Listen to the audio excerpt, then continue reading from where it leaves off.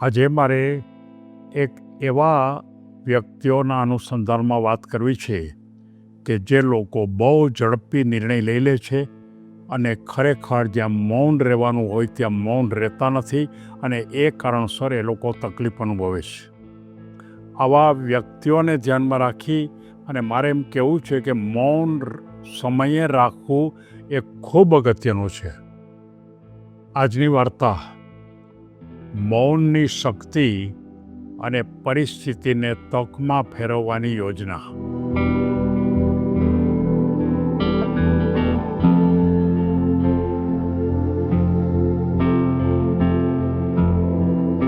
મિત્રો, મૌનની શક્તિ બહુ મોટી છે અને એ વાતને સમજાવવા માટે આ વાર્તાનું જે પાત્ર છે એ પાત્ર એક અવંતિકા નામની એક 20 થી 25 વર્ષની ઉંમરની વ્યક્તિ કે જે જંગલની અંદર વર્લ્ડ લાઈફના ફોટોગ્રાફી માટે સતતપણે કાર્ય કરતી.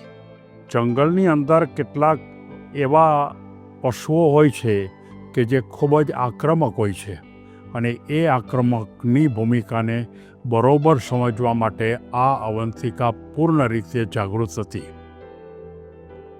કોઈ એક વખત એને કોઈ ટાઈગરના વિસ્તારમાંથી ટાઈગરનું શૂટિંગ કરવાનું હતું અને એ શૂટિંગ કરવા માટે એ સતત રીતે ટાઈગર આવે અને ટાઈગરનું શૂટિંગ સારી રીતે થાય એના માટે સ્થિરપણે બેઠા હતા.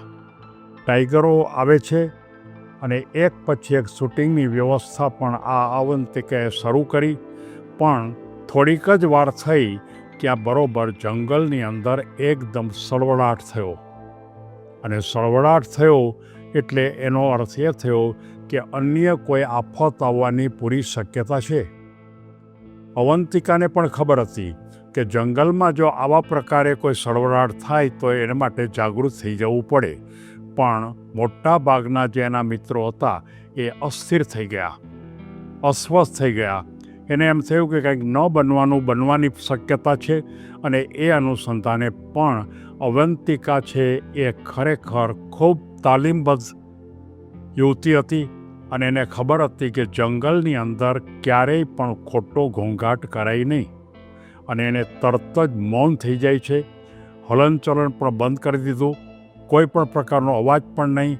અને એને ખ્યાલ આવ્યો કે ખરેખર આ જાળીમાંથી કોઈ અવાજ આવ્યો છે તો એ જડીની અંદર શું છે એ તપાસ કરવા માટે મનને શાંત કરી દીધું. થોડીક જ વાર થઈ તો એમાંથી એક ટાઈગર બહાર નીકળે છે, પણ એને કોઈ પ્રકારે આક્રમણ કરવાની તૈયારી નહોતી. પણ એના મનમાં તો એક જ હતી કે મારે બહાર નીકળવું છે અને રસ્તો બદલવો છે. એટલે એ રસ્તો બદલવા માટે ત્યાંથી નીકળી જાય છે. માત્ર ને માત્ર 3-4 મિનિટમાં જ એ ટાઈગર ચાલ્યો જાય છે. બધી જ પરિસ્થિતિ અનુકૂળ થઈ જાય છે અને ખરેખર ફરી પાછા જે ખરેખર ટાઈગરના જે શૂટિંગ કરવાનું હતું એ શૂટિંગનું કામકાજ ચાલુ થાય છે. બરોબર વ્યવસ્થિત રીતે કામ ચાલુ થયું. જ્યારે કામ પૂરું થયું ત્યારે અવંતિકાને કોઈએ પૂછ્યું કે અહીંયા જ્યારે ખરેખર ટાઈગર જે જાળીમાં હતો અને એ બહાર નીકળી અને કદાચ આપણા ઉપર એટેક કરે એવી શક્યતા હતી, તેમ છતાં પણ તમે કેમ સ્વસ્થ રહી શક્યા?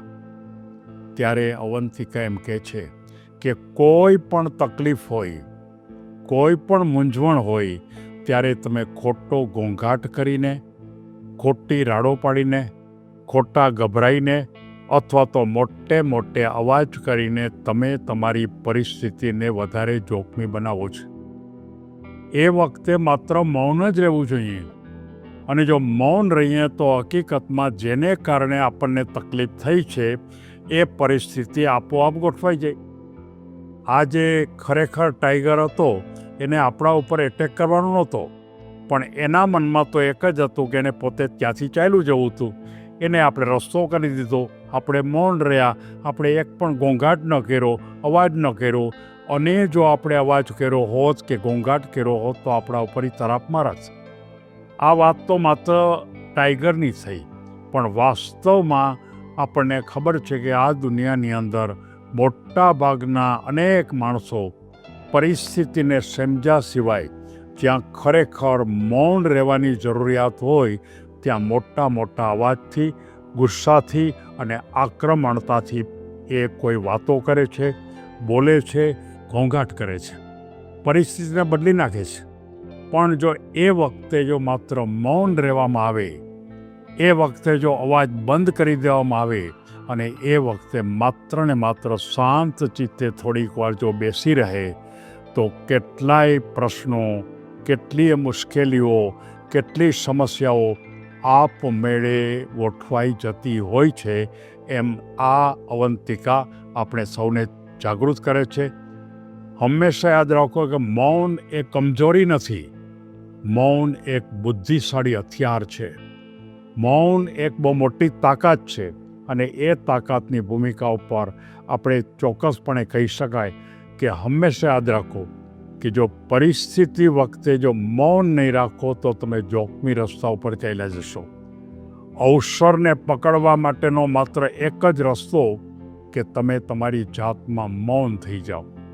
એટલે કે શ્વાસોશ્વાસ પણ બંધ કરો, બોલવાનું પણ બંધ કરો, તમારી કોઈ પણ ક્રિયાના હલનચલન પણ જો બંધ કરો અને તમે તમારી આંતરશક્તિમાં જો વિશ્વાસ રાખશો તો આ જે અવંતિકા આપણને કહે છે એ પ્રમાણે સાચા અર્થમાં એ સમસ્યાનો નિકાલ થઈ જશે.